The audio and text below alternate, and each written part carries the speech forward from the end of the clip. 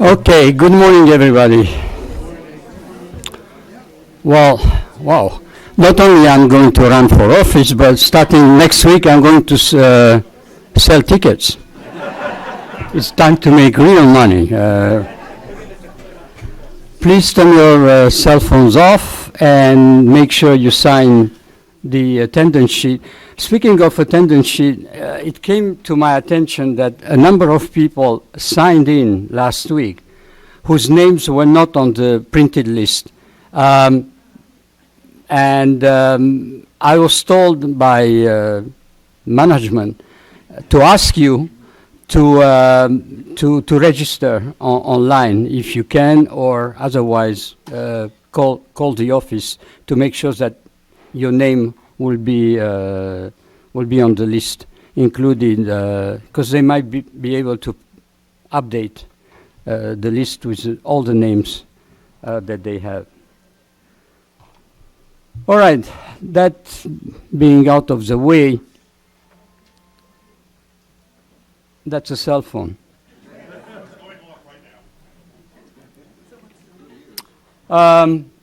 Finally, after more than 3 years of anguished national debate and 2 general elections, the UK exit from the European Union, as you might know, became reality last Friday, January 31st. So today, after much delay, which is also partly due to the long break that we had in December and the better part of January, we're going to revisit the most recent developments that have led to this historic event. And also, and more important, we'll address some of the considerable challenges that lay ahead.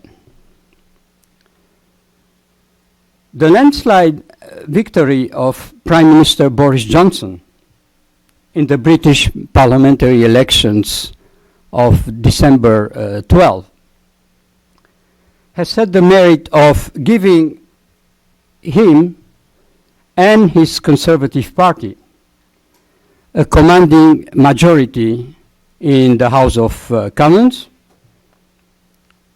a majority that has paved the way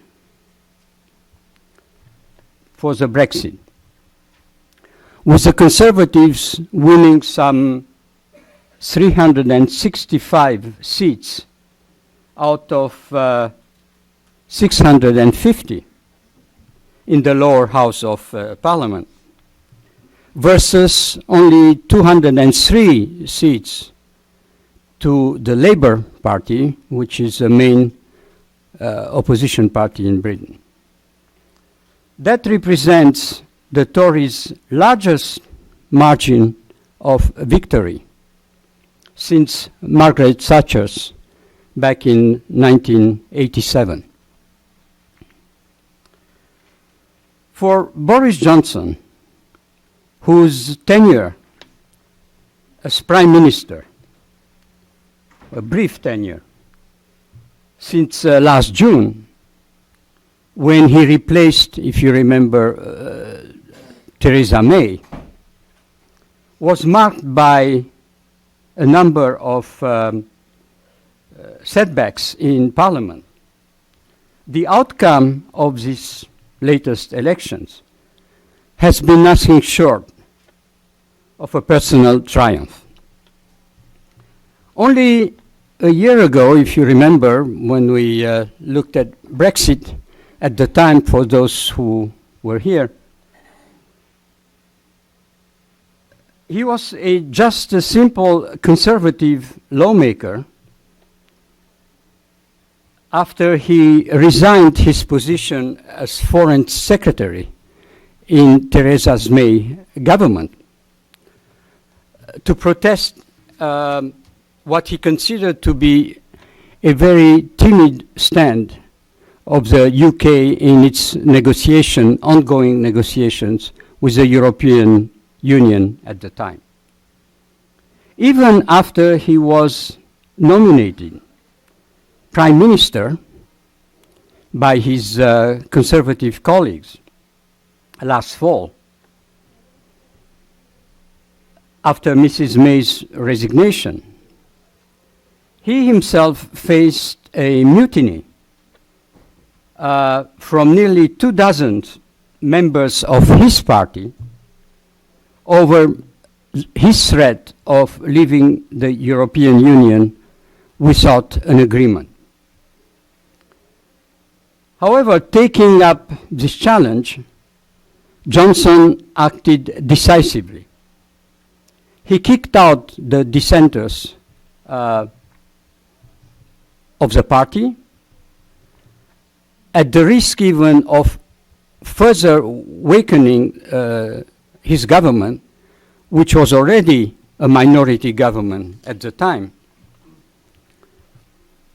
And he suspended the parliament for 5 weeks so as to prevent it from debating and mostly opposing his Brexit policy. Was the last move backfired when it was ruled illegal by the British Supreme Court. The prospect of an endless political stalemate in the Parliament increased the pressure brought upon by the British public opinion, exhausted by almost 3 years of constant bickering, and eager to get this whole process over with one way or the other,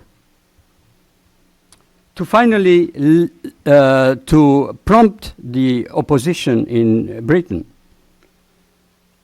to finally lift their opposition to Johnson's repeated calls for new elections in December, the latest elections.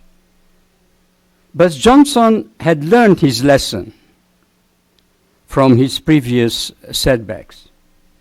Before the election, just to make sure, he forced every single Conservative candidate to sign a pledge supporting the withdrawal deal that he had reached with the European Union in the meantime.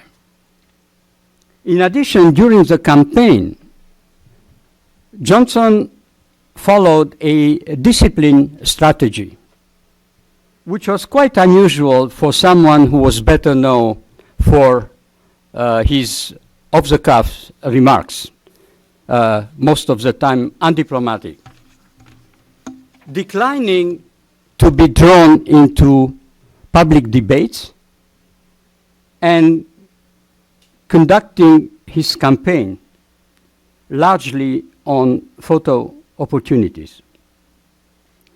This deliberate strategy of relentlessly hammering to get Brexit done, that was his campaign slogan, while staying away from any type of explanation as to how he was going to achieve it, has worked with an electorate which was drawn to him by his promise of restoring Britain's greatness of yesteryears, who in the meantime had somewhat faded in today's economic globalization. It also helped that the Labour's position on Brexit was helplessly muddled, promising to negotiate yet a new deal with the European Union. After 3 years of negotiations, they were promising a new deal, which might have been or might not have been achieved, which subsequently would have been submitted to another referendum.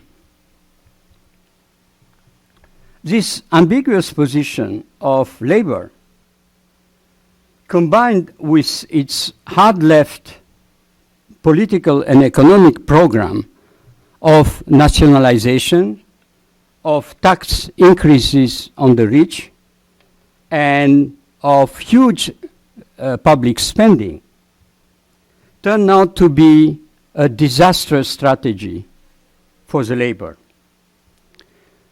impacting negatively on an electorate which appeared above all, as I said earlier, ready to turn the page, even if the post-Brexit future appears uncertain. Adding to the Labour's problems was the deep unpopularity of its leader, Jeremy Corbyn, who could not fend off effectively and convincingly the accusations of deep-rooted and widespread anti-Semitism in the party. Other smaller parties suffered as well, particularly the Liberal Democratic Party, which campaigned to reverse the results of the first referendum, which had been conducted in 2016, by holding a second one, arguing that this time the electorate was much better informed of the consequences of leaving the European Union, and they would vote accordingly. Such a brazen disregard for the first popular consultation cost them 11 seats in the parliament, including that of their leader, and represented a very bitter pill to swallow for the hundreds of thousands of people who had crowded the streets of London demanding a second referendum. So now Brexit, for all intents and purposes, is achieved and is done.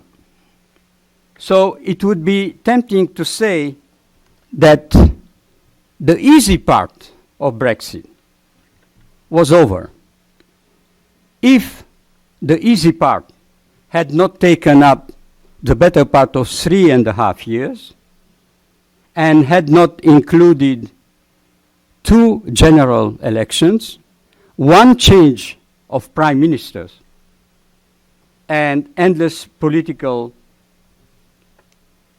fighting in the British Parliament. However,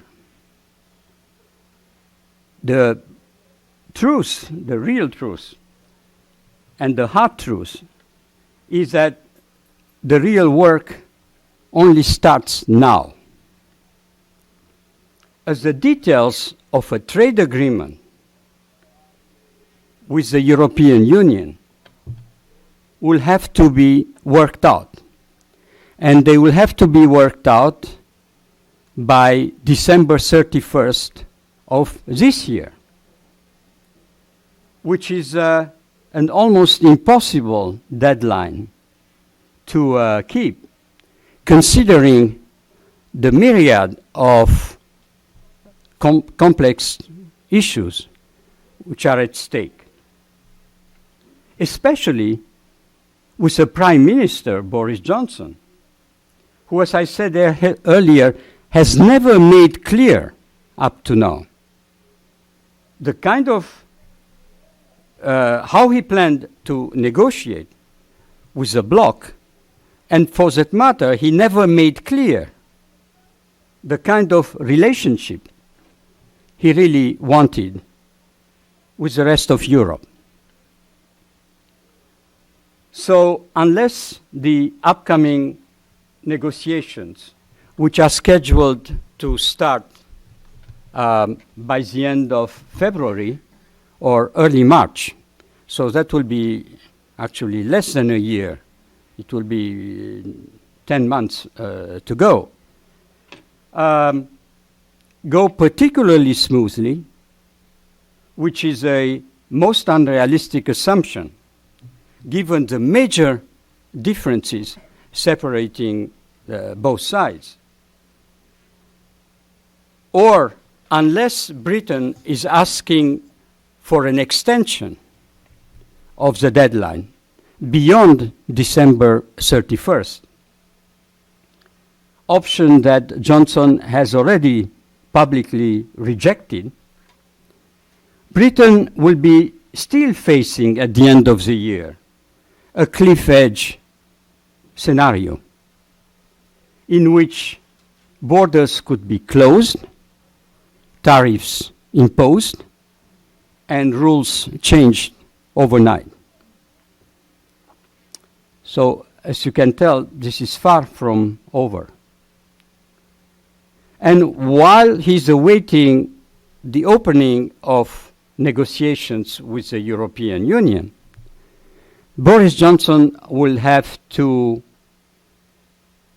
address two major domestic issues: keeping the peace within the ranks of his party and reaching out to the voters who opposed Brexit, who wanted to stay in the European Union. On the first point,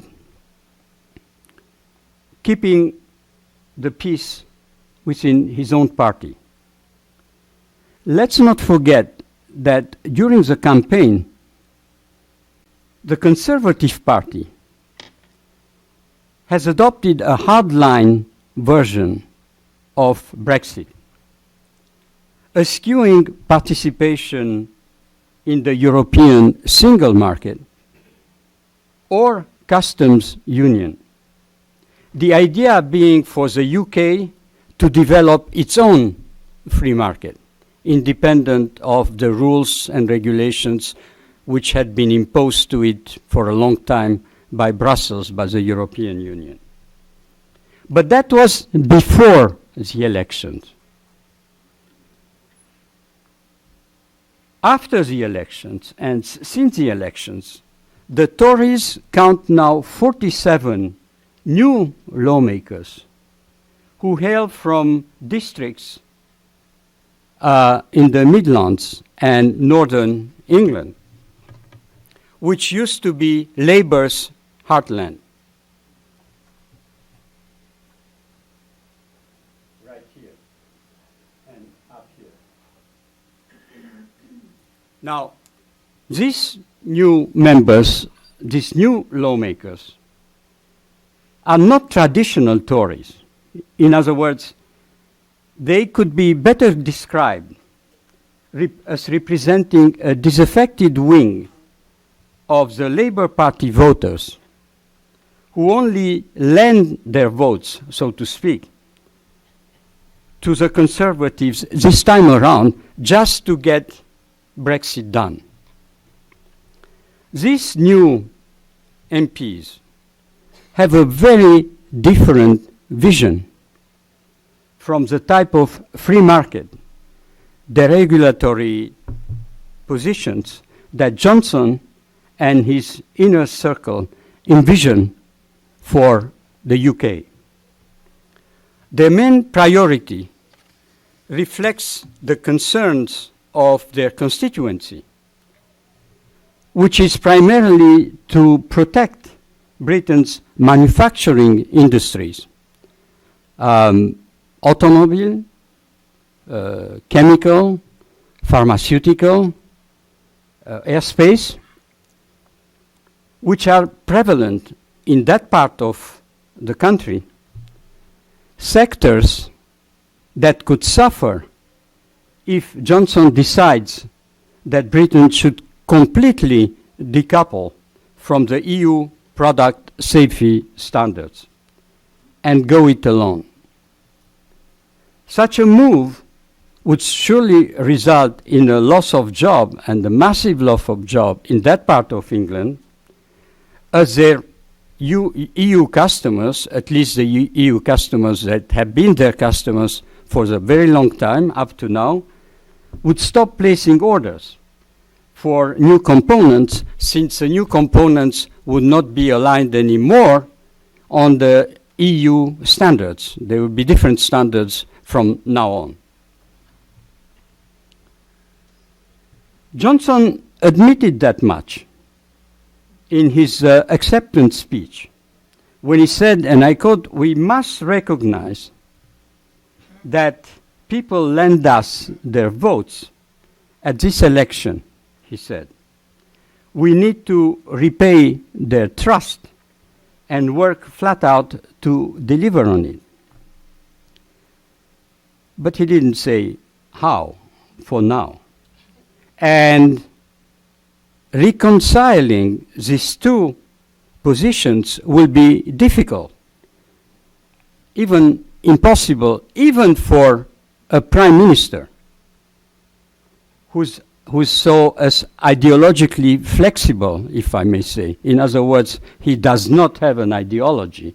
He's a very opportunistic prime minister. Let's not forget that he himself was against Brexit at some point at the beginning of 2012, 2013, that he changed his position afterwards. It will be very difficult for him to reconcile both. On the second point, which is reach out to the voters who wanted to stay in the European Union.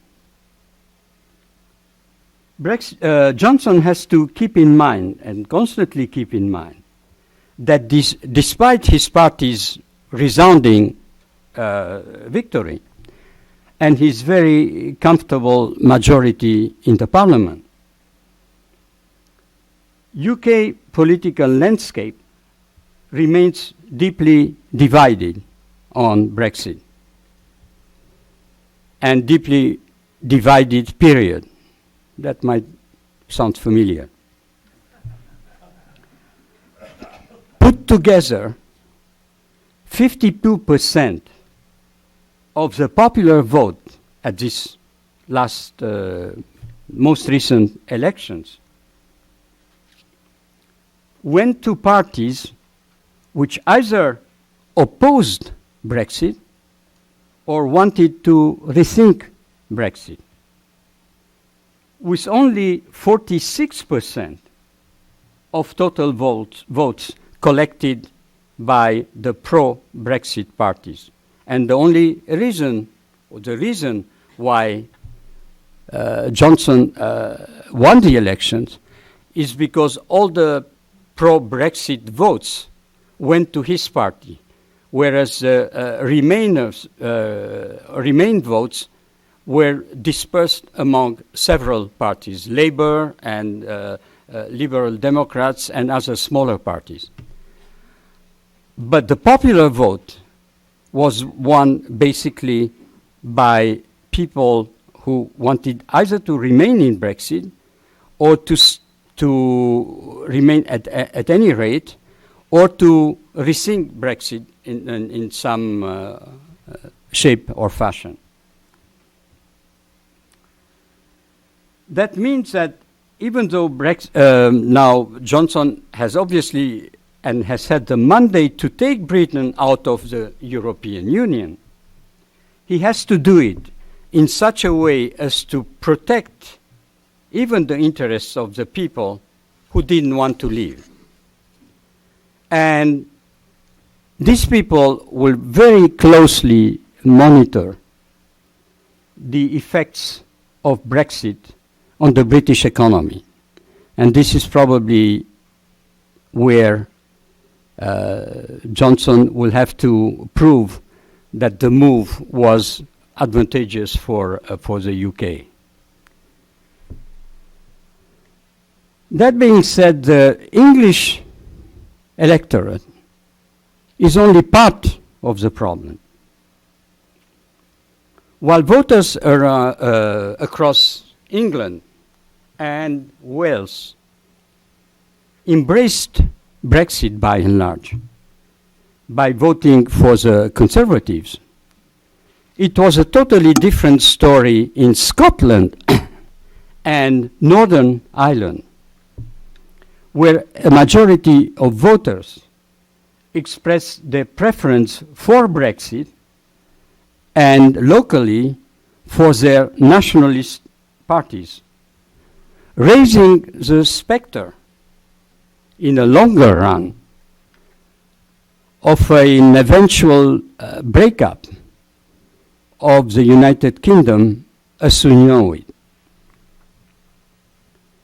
In Scotland, for instance, a constitutional crisis looms today after the significant gains registered by the Scottish National Party, the SNP, which won 48 of the 59 Scottish seats in the British Parliament, becoming the third largest party in the House of Commons.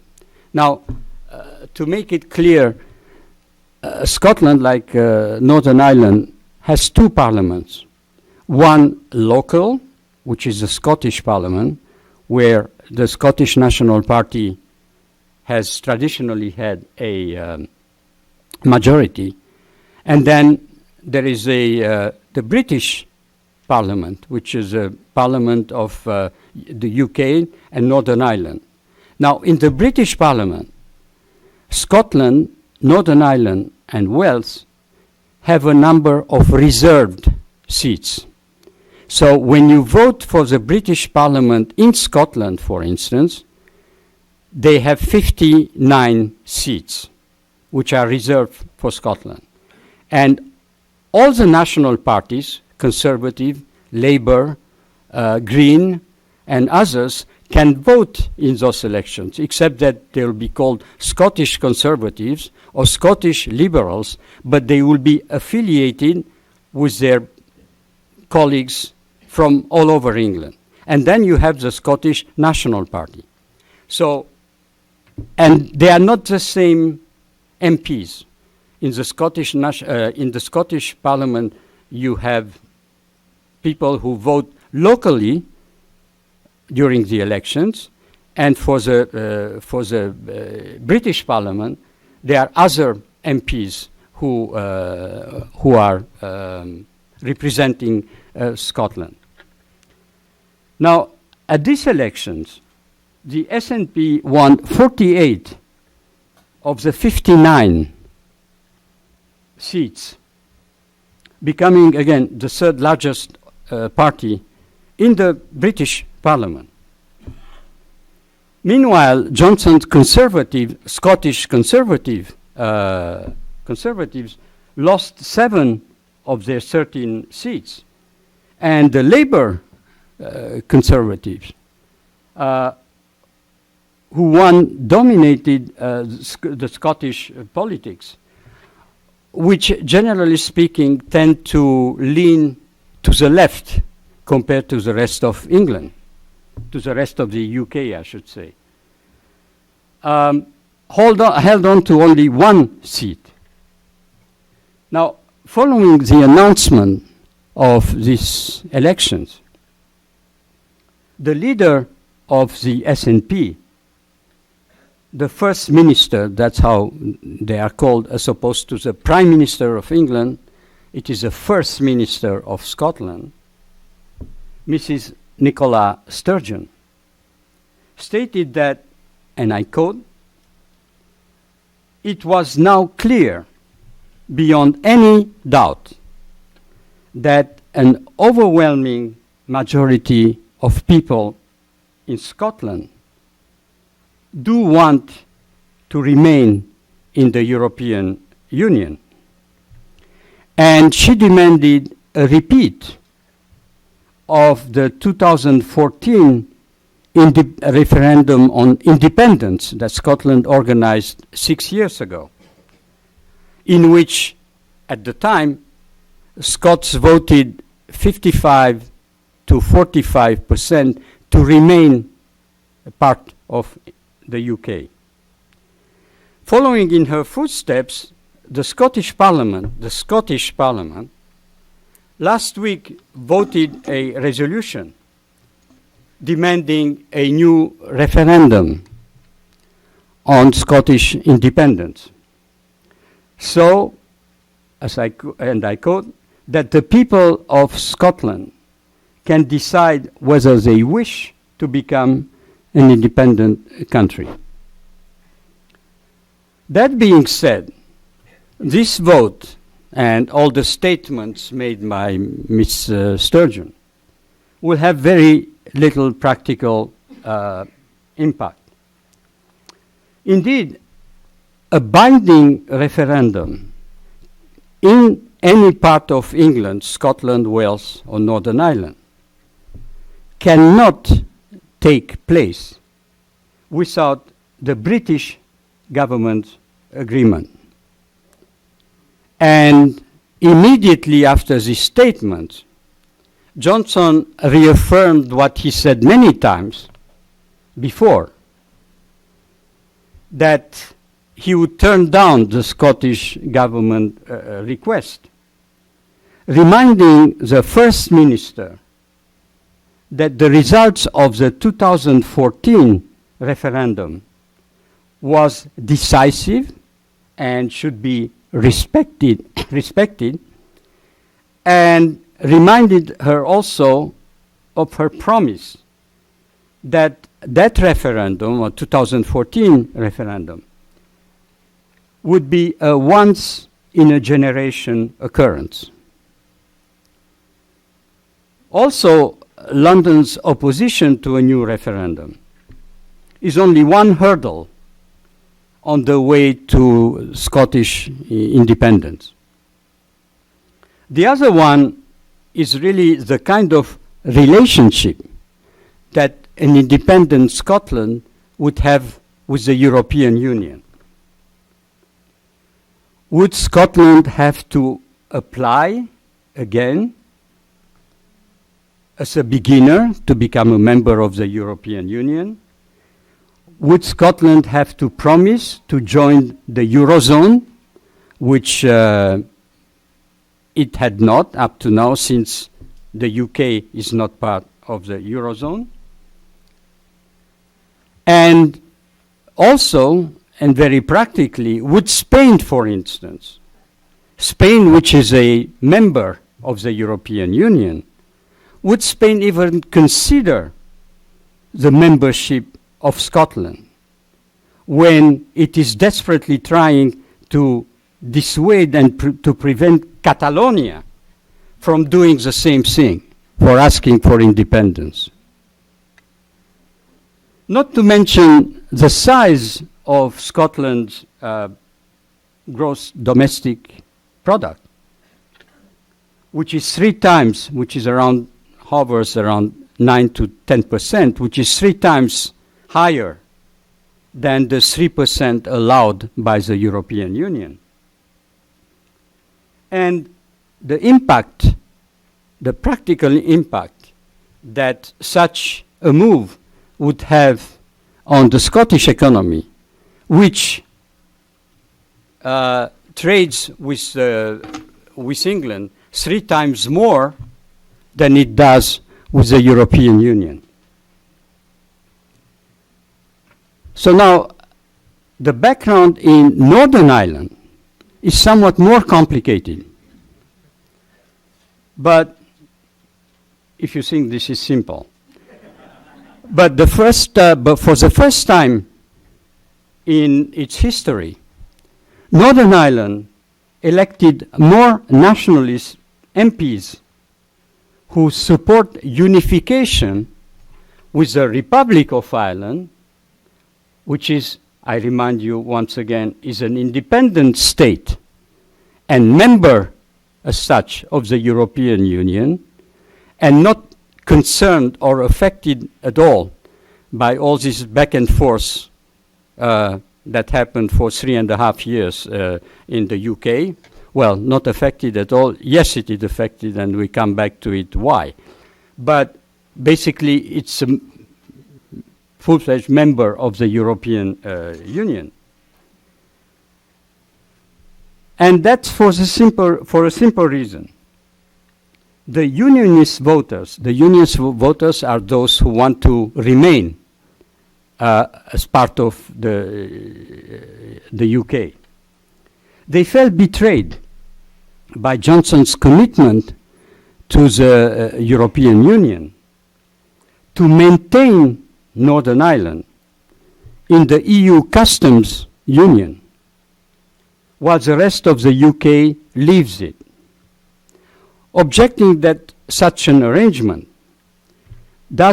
while it avoids the creation, and I come back to it in a second, it avoids the creation of a hard border between Northern Ireland and the Republic of Ireland, still creates a border in the Irish Sea for goods coming from the UK through Northern Ireland into the Republic of Ireland. Now, if you puzzle, I understand, and I'll try to explain it to you. The new arrangement that Johnson, well, as long as you hear me, that's fine. Sorry for people watching on TV, but they should be here. That's a punishment for the day. The arrangement that Johnson worked out with the European Union first, and that cost probably Theresa May, previous Prime Minister, British Prime Minister, her Prime Ministership, is that Theresa May considered some kind of backstop, in other words, checkpoints between Northern Ireland and the Republic of Ireland once the UK pulls out of the European Union. Johnson came out with something which is more original, and we'll see if it's feasible. It hasn't been tried yet, and it won't be tried before the end of this year, because this year is called a transition period. During this year, even though Brexit is official, nothing changed between the UK and the rest of the European Union. It's business as usual. It's only starting, and that remains to be seen, it only starts on January 1st, 2021. Now, the deal that Johnson worked out with the rest of the European Union is this. Northern Ireland, again, which is part of the UK, after January 1st, 2021, will still be part of the UK. However, at the same time, it will stay in the customs union of the European Union. What does that mean practically? That the trade of goods and people between England and Northern Ireland will continue absolutely normally, without any tariffs imposed, because Northern Ireland will still be part of the UK. But as a member of the European Union customs system, Northern Ireland will be part of the EU. Therefore, like the Republic of Ireland, which is independent, there will be no need for a hard border between these two parts, since both of them will be part of the European Union custom system. Now, for goods and products coming from the UK, and which transits through Northern Ireland into the Republic of Ireland. So the UK is no longer part of the customs union, and the Republic of Ireland will be. Now, for products coming from here, but sent to the Republic of Ireland through Northern Ireland, will be taxed However, they won't be taxed on the border between the two islands, but up here in the Irish Sea by the British. So there will be no need to have checkpoints on goods and products between Northern Ireland and the Republic of Ireland. It's a convoluted system. We'll see how it will work. But otherwise, it was impossible to keep Northern Ireland, to take Northern Ireland out of the customs union for now. That would have implied to have a border here.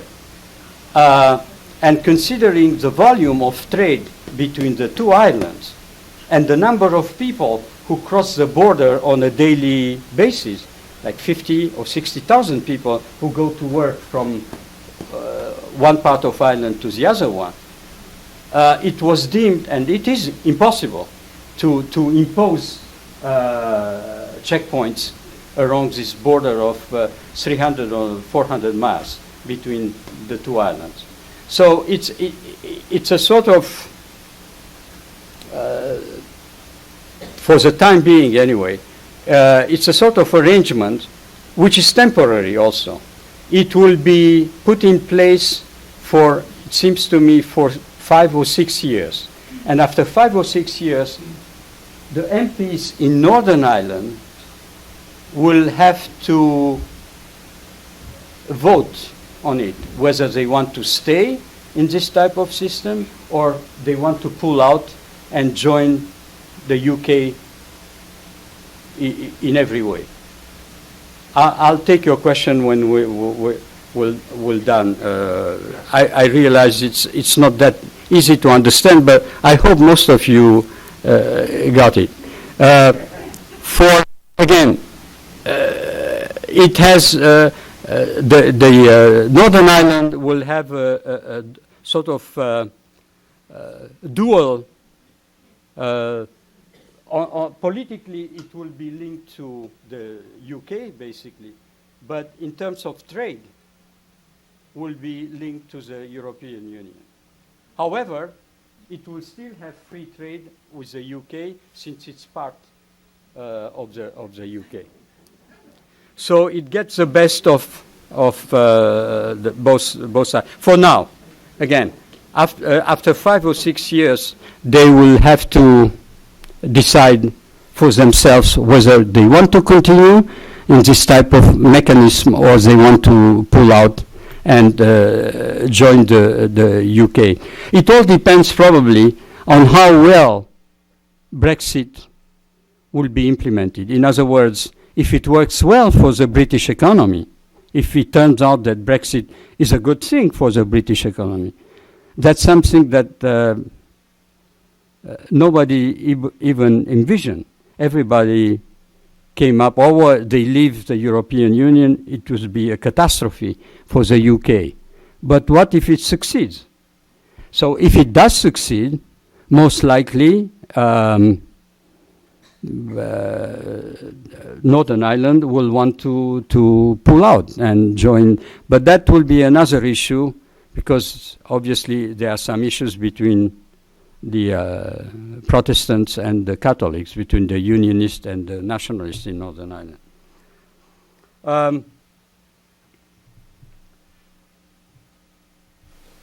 What was important also during these elections are the gains registered by a new party, the Alliance Party.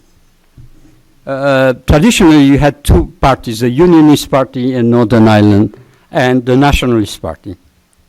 One wants to stay in the UK, the other one want to unify with their brothers in the Republic of Ireland. But this time, the political party which gained the most from these elections is a party called the Alliance Party, which now has seats in the British Parliament. It's important because unlike the Unionist Party and the Nationalist Party, whose politics are mostly defined by sectarianism, The Alliance Party is neutral and has come to represent progressive and moderate politics across the communities, which is something new for Northern Ireland. The popular success stems also from the frustration of many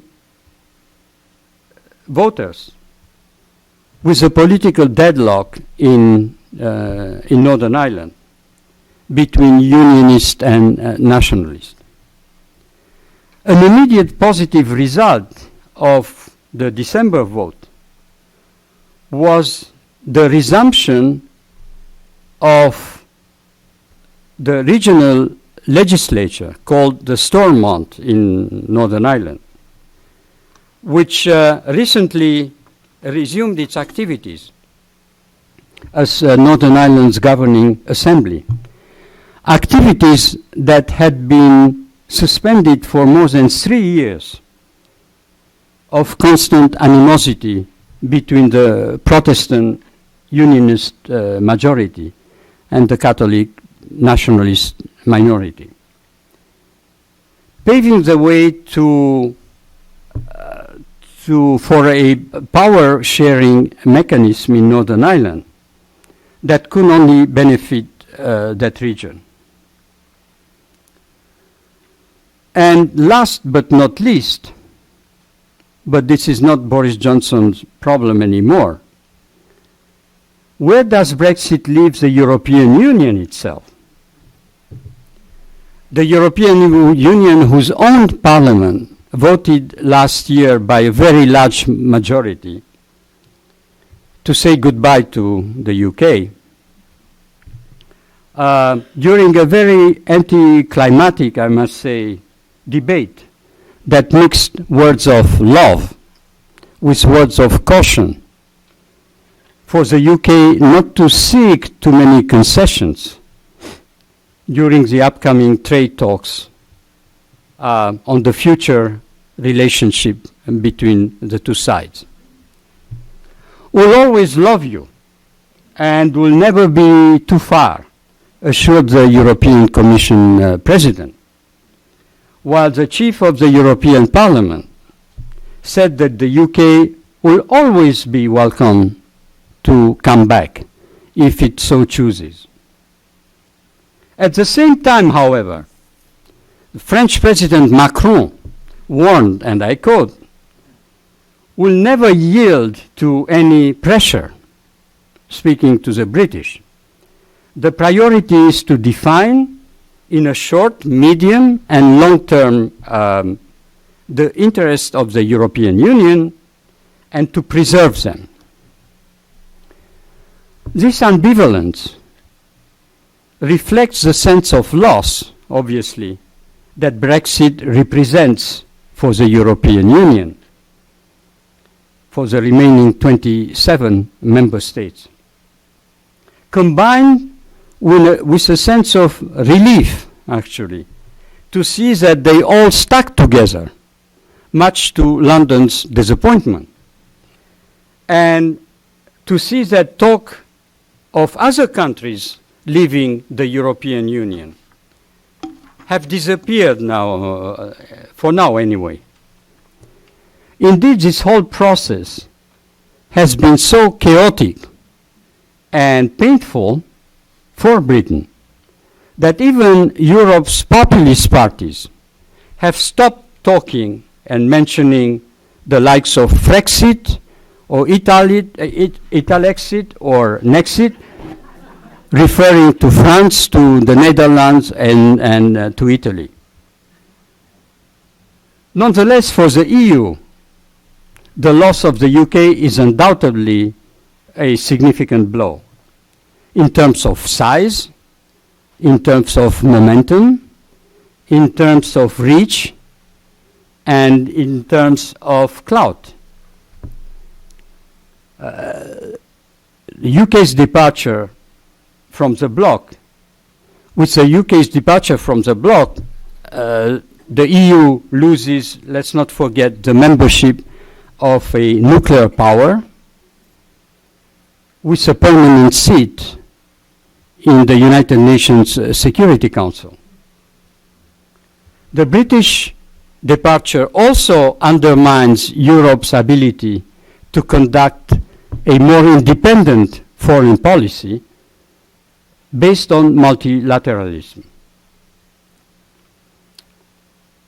And that is why, despite a possible rapprochement towards the United States, the European leaders are clinging to the hope that London will remain aligned with the rest of the European Union on a number of very important issues, such as the nuclear deal with Iran, on the Israeli-Palestinian conflict, on the climate change, and on free trade, and will continue to play a major role as a regional power and partner in Europe's military and security matters, as well as in NATO in the future.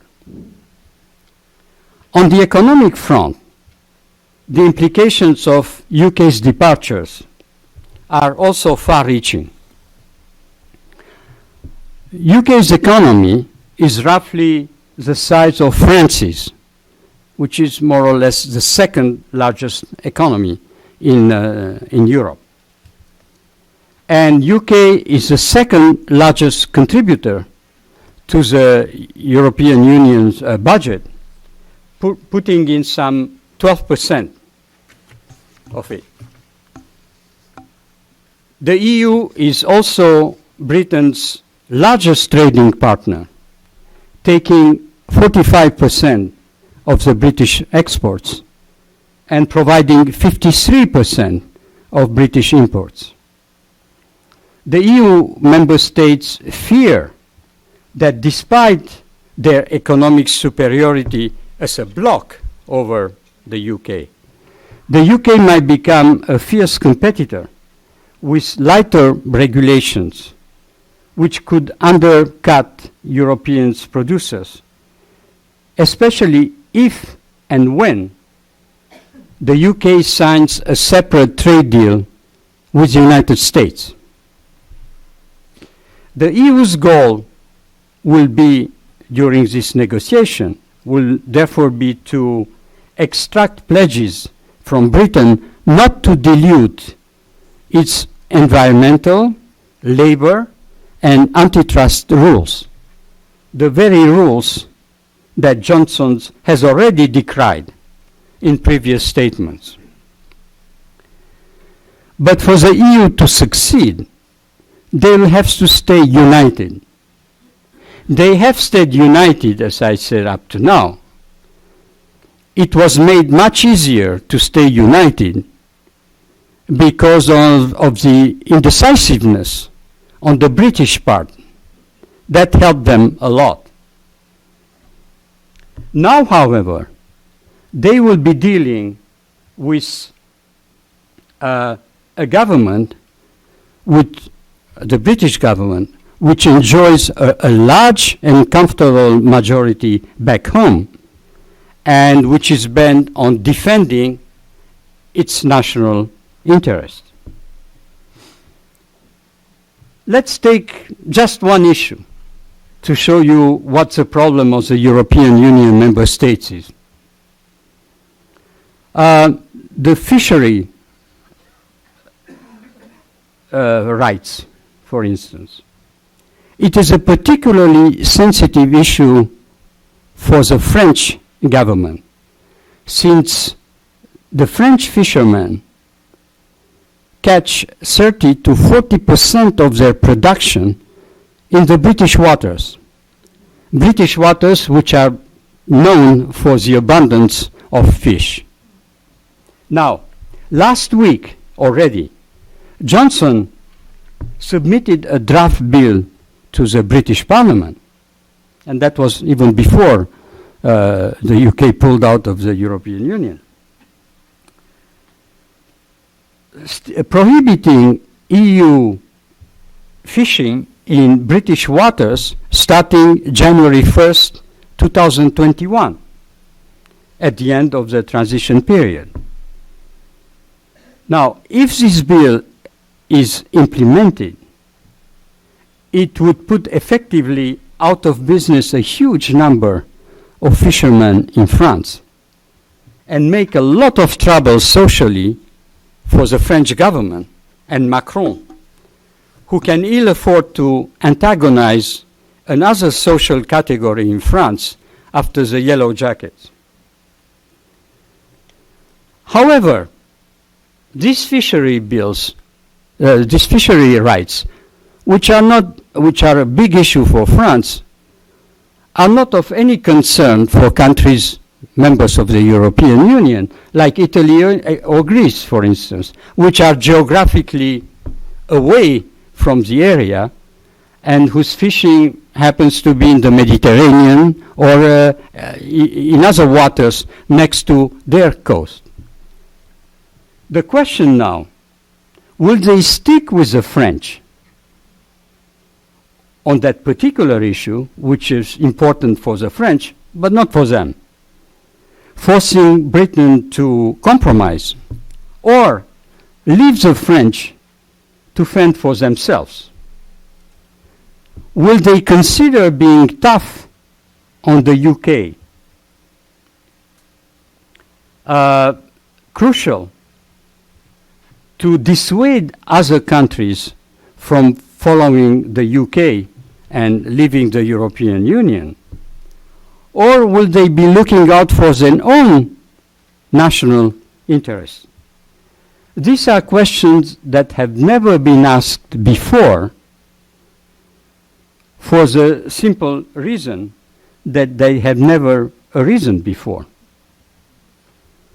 Except, and that doesn't bode well, for the immigration issue, which has been discussed in the European Union now for 5 or 6 years, with no end in sight, and with absolutely no agreement inside. So that remains to be seen. That being said, I still believe that at the end of the day, and despite all this public posturing and warning back and forth,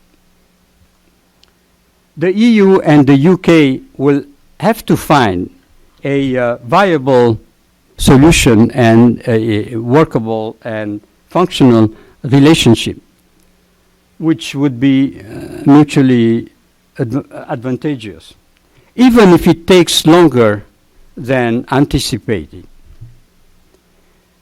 Oh yeah, and the last detail. The bell of the Big Ben did not ring last Friday at 11 p.m. London time to mark the Brexit passage, for the simple reason that the British government decided at the end not to shell out $650,000 necessary to make the bell usable just for one night.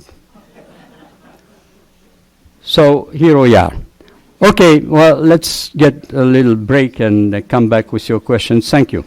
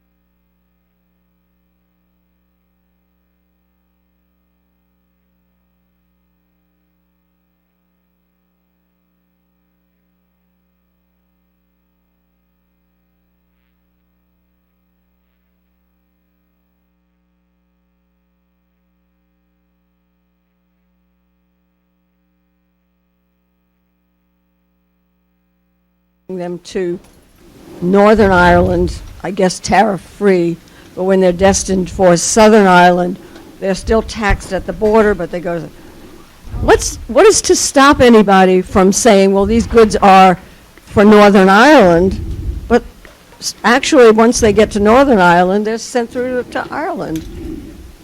You know what I'm asking? Yes, I know what you're asking. That's illegal.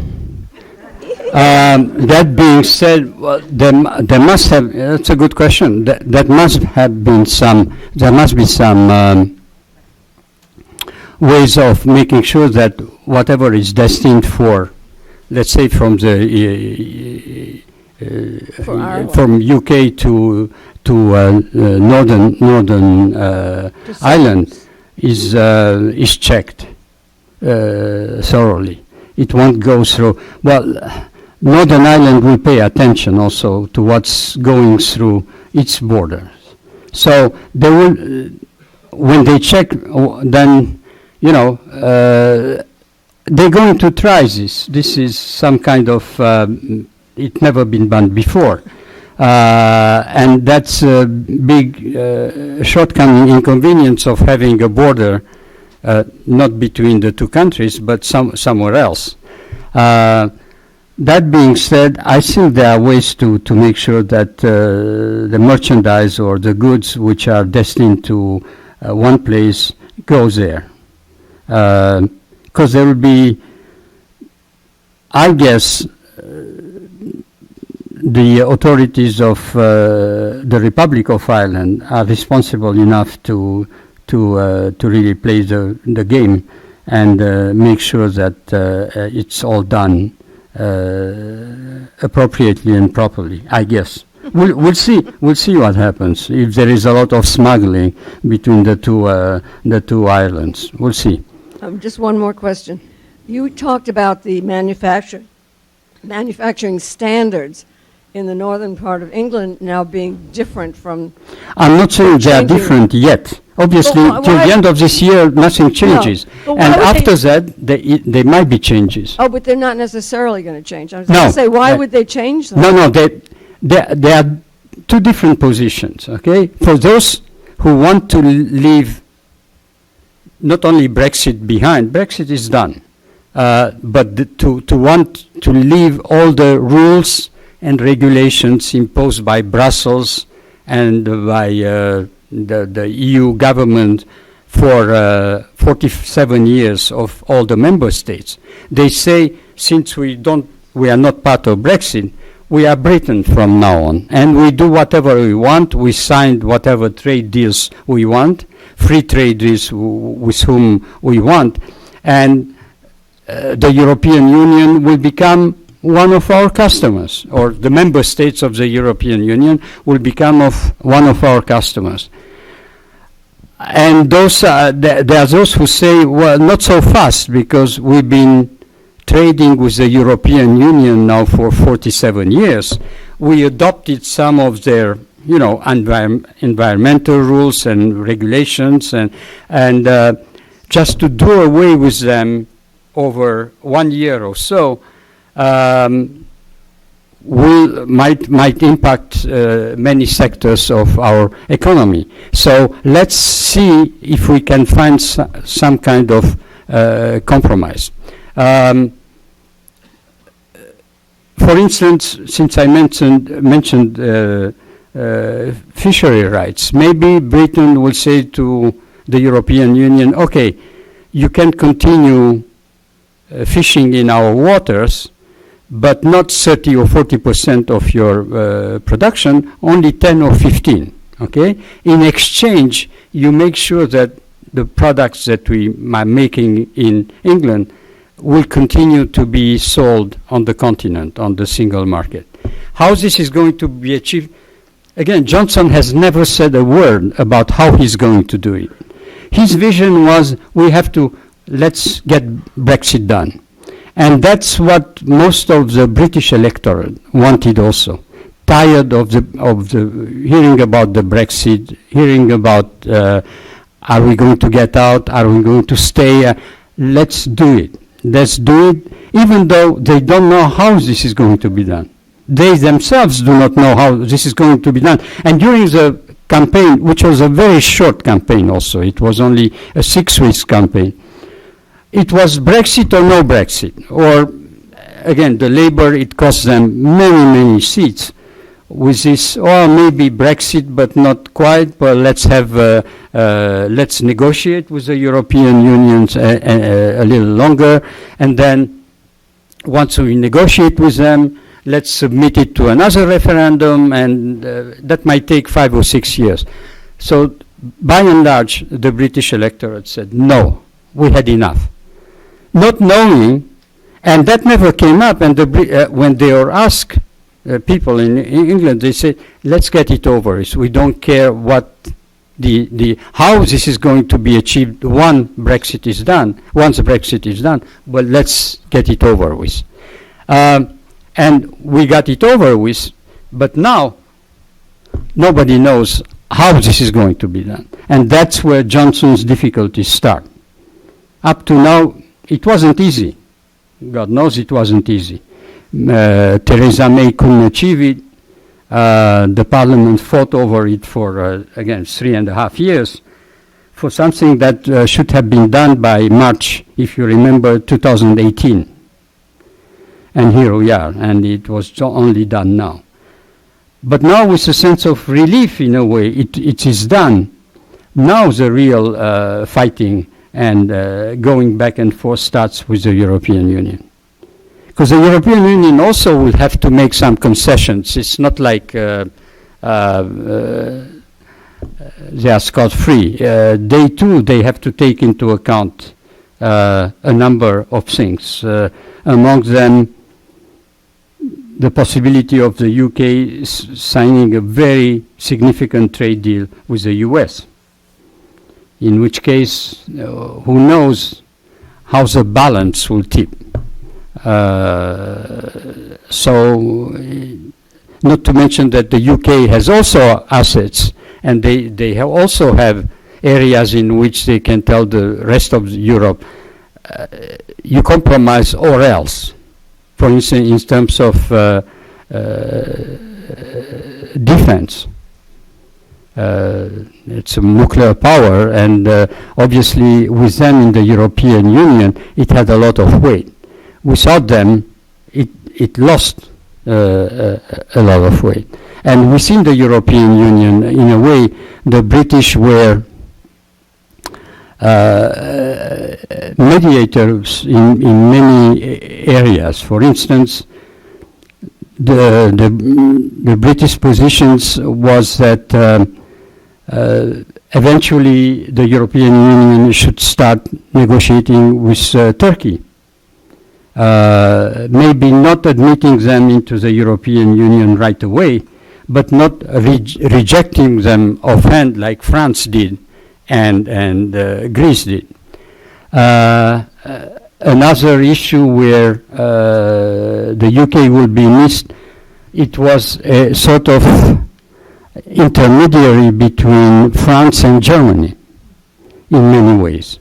Now the French and the Germans are left face to face, the two major powers in the European Union. And as long as Merkel and Hollande or the previous Sarkozy got along, it was fine. With Macron, it's different, and the absence of the UK will be felt in the European Union also. So again, the negotiations will open soon, end of February, early March, and we'll see then how this is playing out. But it won't be easy, that's for sure. Yes? I have two questions regarding the Northern Ireland situation. If they're going to be in the EU customs union, what prevents them from products that they produce within Northern Ireland selling them to France or Germany or any other EU country? Nothing. So they Nothing. basically have the But best it goes of both worlds. ways. In other words, the European Union will be sending Northern Ireland that's because they are precisely the part of the customs union. They'll be sending Northern Ireland goods which are not taxed because they will be part of the EU customs union. The same way Northern Ireland can send products to the rest of the European Union tariff-free. That sounds like a big economic advantage to Northern Ireland. Absolutely. Yeah.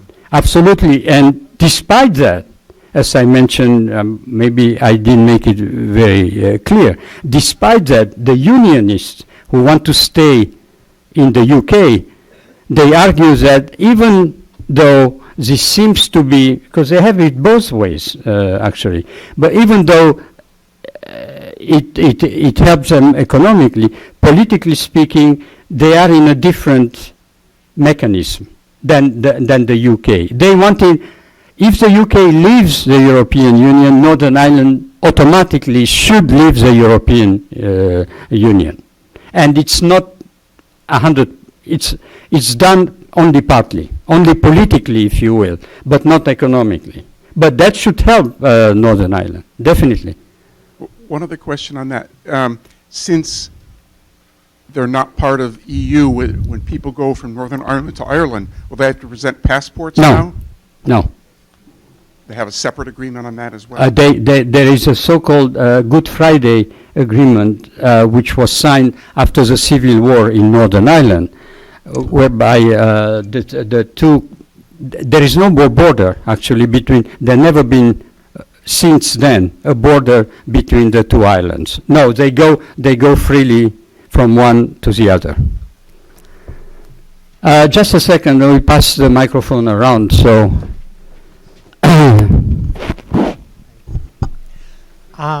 I have a question about the tariffs.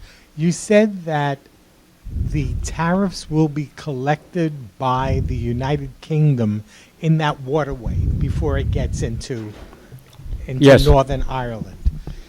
In all other countries, tariffs are collected by the receiving country and paid to by the receiving country. For example, when we import from China and there is a tariff on it, we pay the tariff here and it goes into the U.S. Treasury. The tariffs that are being collected by Great Britain, Yes. first of all, why would they necessarily want to do that? And number two, will that money be remitted to the European Union? Who is the Yes and yes. receiving country? Yes and yes. No, the first question. The second one, yes, that money will be remitted to the European Union. On your first question, no, they didn't want to do it. Obviously, it's a complicated, it's a convoluted system, but they do it to avoid having, a hard border between the two islands. That was the only way that Johnson could get away with a deal which was also accepted by the European Union. No, they didn't want to do that. It's And- complicated, but it's less complicated than to have a border between the two islands. And that tariff rate will be set by the Yes, European Union? yes. And they work out the mechanism again where the tariff will be collected and then sent to the European Union. Yes. I'm finding this very complicated, and I want to ask maybe a very naive, simple question. If England has a deal and they're pulling out, and now what makes them think they're going to get a better deal, that each side now is going to try to negotiate something better than what they currently have, which to me leads to confusion and possible stalemates. Like, each side's going to say, oh, this is an opportunity now to have a better, sweeter deal than what existed before. And you follow my question? I don't know if I got your question, but what I can tell you is that sweet or not sweet for one side or the other, that's the nature itself of negotiations. That's what they're getting into right now. And I don't have an answer to your question, which side will come out ahead. I cannot tell you at this point. This is what was achieved up to now. This is a political deal if you will. The first component, if you will, of Brexit, okay? The second component, the trade agreement between the two sides, starts now. So I don't know what kind of deal will be achieved since it has not been addressed yet. Nobody knows. We'll see. We'll have plenty of sessions. Well, we don't have too many sessions this year, but we'll still have plenty of time to see how this unfolds before the end of the year. But I cannot tell you who's going to come out ahead and who's going to sign what in between, because Britain consider, even though it is a transition year, during which, again, in 2020, nothing will change. All stays the same. Same issue, actually, it's the human part of the deal, which left 3 million European Union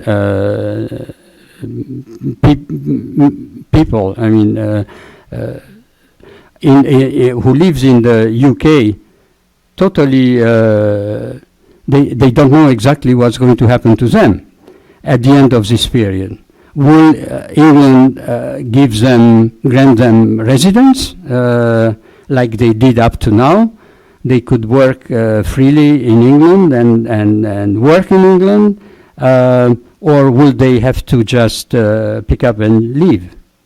Nobody knows. There is 1 million of British people on the continent, a lot of retirees in Spain and in Malta, and then there are 3 million EU people in England, mostly young people who came to England because there is less bureaucracy and administrative work to get a job. So for whatever reason, it's much easier. The prospect of finding a job was much easier than on the continent. And their situation is very much up in the air.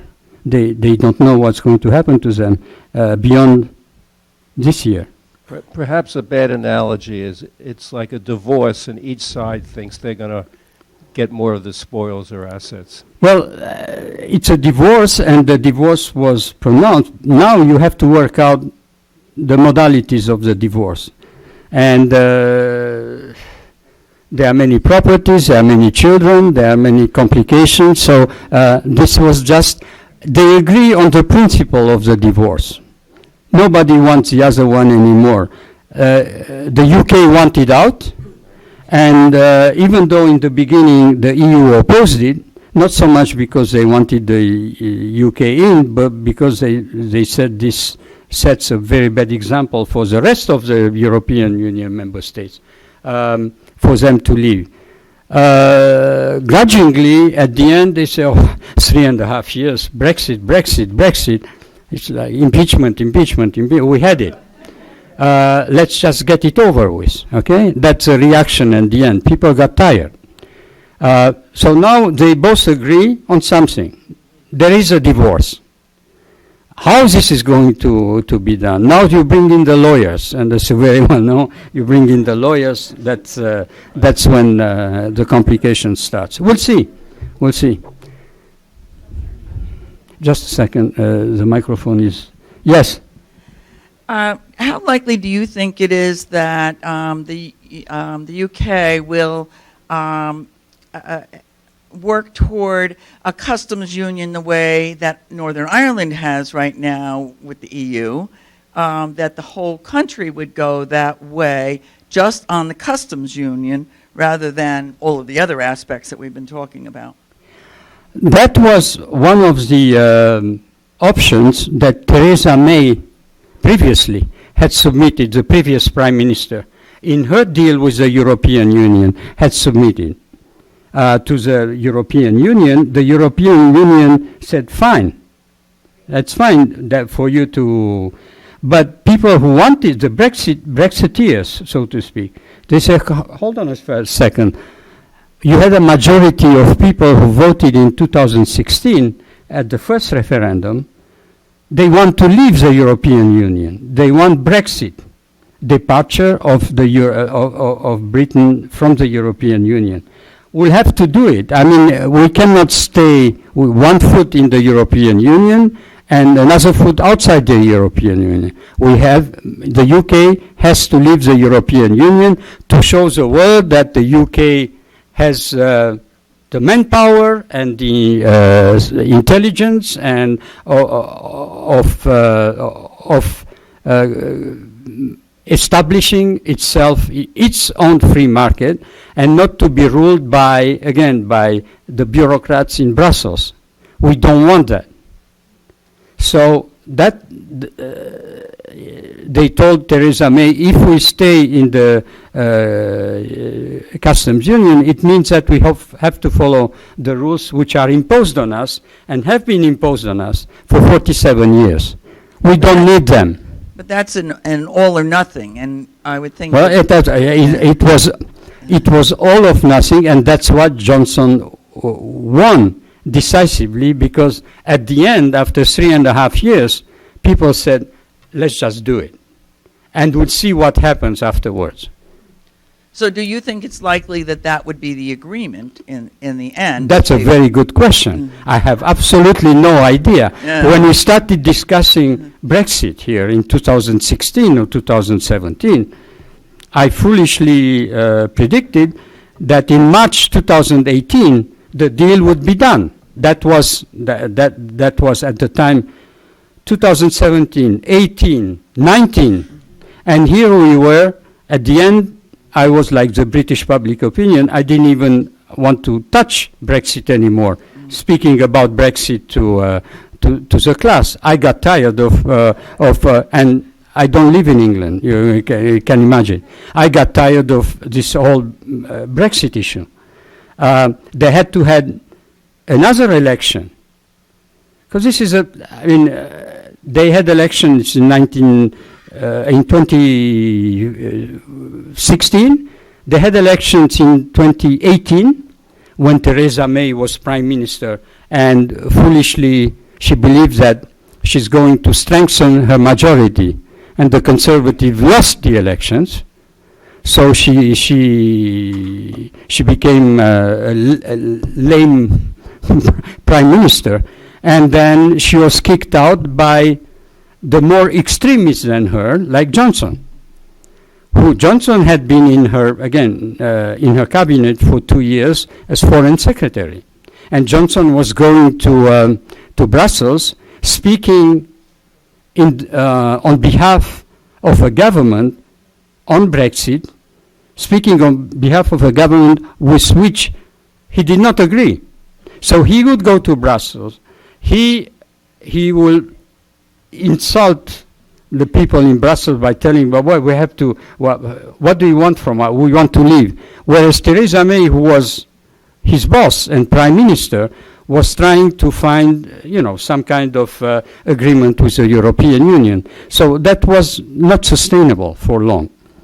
Not to mention that in the parliament, in the British parliament, they were fighting all the time. The Labour was very wishy-washy about Brexit, reflecting the position of the members of the parliament, of the lawmakers in the Labour Party. Some of them wanted Brexit, and the leader of the party himself, he wanted he wanted to get rid of the Conservative government, so that Labour would replace it. But he didn't have a very clear position on Brexit itself, because the members of his party were divided on Brexit. Some of them said, well, let's have it. Some of them said, oh, let's not have it. And in the end, they found a way which displeased everybody, which was, well, we do not agree with what the Conservative government has negotiated with the European Union. So if we come to power during the elections, the December elections, if we come to power, we're going to open new negotiations with the European Union on an agreement that we find better for the UK. And once we have that agreement, but there are no guarantees that they will ever achieve an agreement with the EU. When we have an agreement, we submit it to a new referendum. So that might have taken forever, years. And they got punished for that during the elections. So to answer your question, yes, it was nothing or at the end. We leave Brexit. We want to get out. Now we're going to see how they're going to get out. Yes. On another topic, I mean, going from one that's been discussed and so forth and for 3-4 years, to one that's been talked about for decades. When you talk about the Middle East proposal that no more Middle East. It's worse than Brexit. It is. Speaking of Middle East, I'll stop you right away because I'm planning of bringing up the peace plan next week. Okay. Oh, okay. That's what I was going to ask about because That's another subject. Yeah. I've seen a lot of. I mean, I know the U.S. and I'll bring back Israel- the peace plan next week. Okay, very good. So no more questions. That's it. Just a second. It's in over there. Yes. Yes. Since I don't live in Scotland or Ireland or Wales, what does this mean for the United States, the Brexit? How's that going to affect us? Well, that's a very good question. I don't know what it means for the U.S. for now. What I do know is that the position of the president has been all this time urging the U.K. to get out of the European Union. Needless to say that his positions, he's not very popular in England. And he adopted this position from the very beginning. It is also true that before him, Obama had also got involved. And when he was president a year or so before his second term, the end of the second term, he went to London and he spoke before the parliament, urging them to stay in the European Union. So he did take position, the US take position at the time of the UK departure or stay in the European Union. And then came Trump, who openly, he didn't get along very well with Theresa May on a more personal basis. Apparently, he does much better with Boris Johnson. Although Boris Johnson angered the president lately with his Chinese telecommunication or Huawei, they accepted their, they can settle in the UK and probably in other EU member states against the position of the United States, who wants them out of the Western European countries because, as you know, they accuse them of spying. On many issues, actually, Boris Johnson and Trump, even though they've been compared mostly for their personal behavior more than political positions, okay? Because Johnson also speaks freely, sometimes too freely, and undiplomatically, especially for a foreign secretary. So they've been compared in that way, but not so much on the political issues, where UK again is aligned on the EU positions on climate change and on the Iranian deal. The UK is still part of the Iranian nuclear deal, and on many other issues which are of concern to Europe. And that is why the EU is also worried, because with the UK out of the European Union, they lost the most important mediator, if you will, between the United States and the rest of Europe, which England traditionally was and is. So Trump personally was always favorable of UK's departure, leaving the European Union. Now, as for a trade deal between the US and UK, it remains to be seen how long it would take and under what, because Trump doesn't strike me, even if he's close to the UK, to give too many concessions to the UK when it comes to a trade agreement, friend or foe. It's a transactional thing, and if it's good for the United States, he will sign it. If it's not good for the United States, he'll tell Boris Johnson to take a walk. Friend or not friend. So we'll see. We'll see. Okay, just a second, the microphone will travel.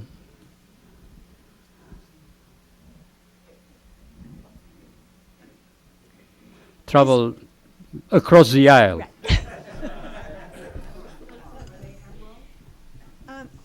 Is it possible to explain briefly, and it may not be, why Northern Ireland is not part of Ireland?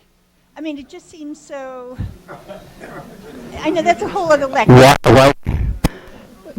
Simply because historically speaking, the Yeah. Republic of Ireland became independent at some point. I don't know exactly. Well, after the First World War, became independent, and the Northern Ireland stayed. Also, because you have there is a religious issue that comes into play. You have a majority of Protestants in Northern Ireland, whereas in the Republic of Ireland it's a majority of it's a Catholic majority. So that might be one of the reasons why the Republic became independent. But in the Good Friday Agreement, which was signed after the Civil War in Northern Ireland, it is said that if at some point, without mentioning when, but if at some point a majority of voters in Northern Ireland express their will to join the Republic of Ireland, the British government committed itself to organize a referendum for them. It's easy to accept it when you know that the majority of population in that area is Protestant, and they want to stay in Great Britain. But who knows? Who knows? Let's see how this convoluted deal will work out for Northern Ireland. I can assure you, if it's not good for Northern Ireland, unionist or not unionist, there will be some serious problem again. A flare-up of unrest in Northern Ireland, and usually unrest in Northern Ireland means the two communities against each other again, and that's a worst nightmare for England. So it remains to be seen. Scotland is less of an issue at this time, because it's Scotland's independence is more like a mirage, a dream, than a reality. Some of people would want it, but practically, when you look at Scotland also, and when you look at Ireland, Ireland is separated geographically from England. It's an island in itself, okay? Scotland is a different situation. Scotland, if it becomes independent and wants to join the European Union, if nothing else, they will have to, for Scotland, there is no way. They'll have to have some kind of hard border between England and Scotland.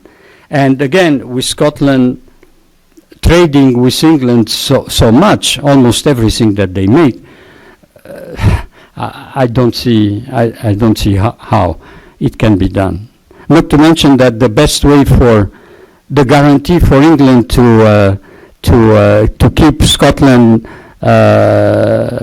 in the UK is Spain, which is very ironic because, again, Spain has issues with Catalonia because they want to do the same thing. So Spain will never agree to Scotland becoming independent, which is ironic considering how the UK and Spain don't get along on the Gibraltar issue. But that's another issue. Yes. My question is about the Alliance Party that you mentioned in Northern Ireland. I mean, it sounds so encouraging that there's this party of kind of No, that's why I mentioned it. This is the strange first time. bedfellows, dispensing in part of the unionist and nationalist, and thinking about the United States and our two-party system. Of course, we have a much bigger population, and the parties are much more entrenched and backed by corporate finance, blah, blah, blah. So you're advocating a third party here? Yeah. If they can do it, is there any possibility? You're asking.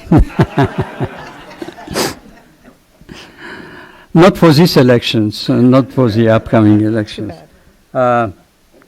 Although, well, I won't go there.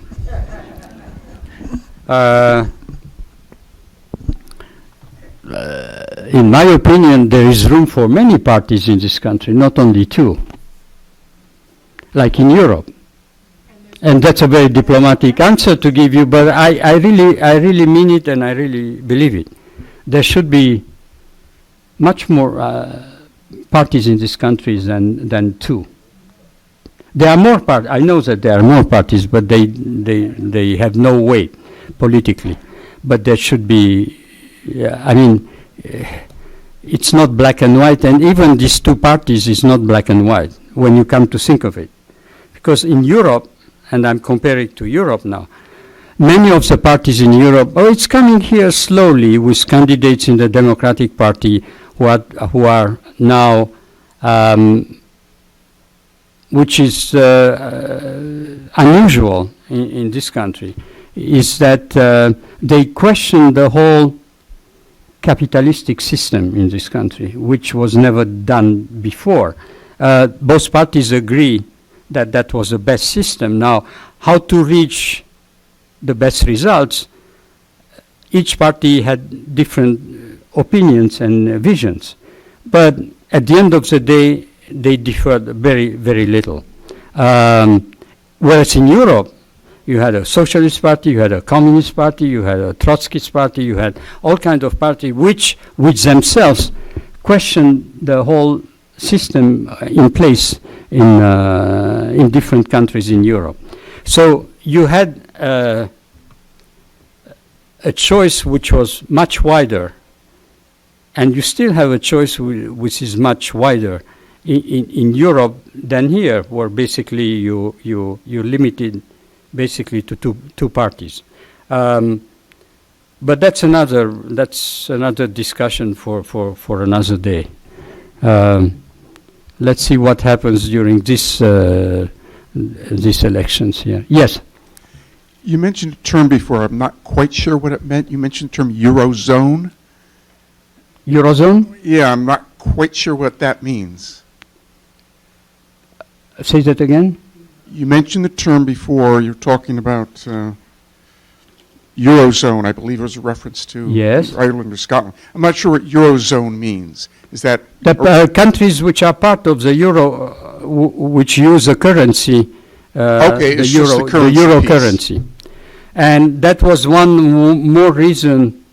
I mean, put forward by the people who wanted to leave the European Union by saying, well, you know what? After all, UK has never joined full-heartedly the European Union because whenever we could get away with it, we didn't follow the rules of. So what's the point in staying in a union with which we do not agree on a number of issues? For instance, we kept our currency, the pound. We never joined the Eurozone. What's the Eurozone called? And also, every time there was a rule imposed by Brussels to the other EU member states, we tried to get exemptions from that rule. For instance, the UK is never concerned, and it was never affected by the immigration issue to Europe in 2015, for the simple reason that the UK did not sign that agreement with the rest of Europe to accept a number of refugees from other parts of Africa or Asia. So that never came into play for the UK. What came into play was that the UK signed the European Union Charter, which allowed people from the EU member states to settle and work in other EU member states. Like a lot of Polish people moved to England and other people from the European Union. That they have to accept them since the UK was a signatory of the EU Charter in that respect. But as far as refugees are concerned, they never had the crisis that the other European EU member states had, because they were not affected by it. Northern Ireland, obviously, the UK, and I think the third country was Denmark, which did not sign to accept refugees from outside the European Union. So the people who wanted to leave the European Union said also, we might as well leave since we joined the European Union, but again, not totally. We joined them whenever it was convenient for us in many ways, but when it clashed with our national interest, we just stayed away from them. So might as well get out. It won't make much of a difference. That remains to be seen if it doesn't make much of a difference now. All right, so I think it doesn't make any difference to you. No. After 2 hours of this, you had enough. Well, I promise you more entertainment for the peace plan in the Middle East next week. Speaking of easy subjects. Thank you.